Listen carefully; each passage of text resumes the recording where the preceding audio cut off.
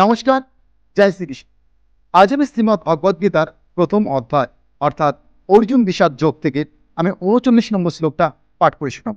প্রথম আমি ধীরে ধীরে পাঠ করব, তারপর আমাদের ছন্দে সুর করে পাঠ করব, যেভাবে আমরা মানুষের সামনে পাঠ করে শোনাব। চলুন শুরু করা যাক।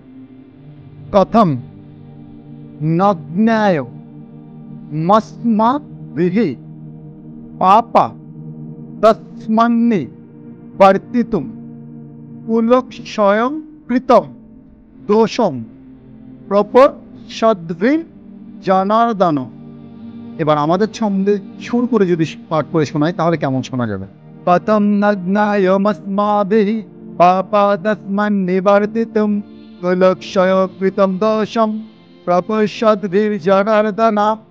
এখানে ভগবান শ্রীকৃষ্ণকে অর্জুন বলতে চেয়েছেন, তবুও হে জনার্দন, কুল নাশ করলে যে দোষ হয় আমরা তার সম্যক রূপে জেনেও কেন পাপ কাজ থেকে বিরত হব না।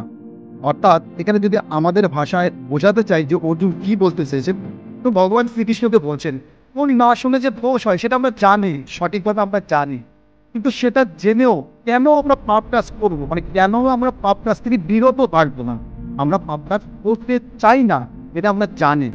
এটা ভগবান শ্রীকৃষ্ণকে অর্জুন একটা প্রশ্ন করেছে। নমস্কার, জয় শ্রীকৃষ্ণ।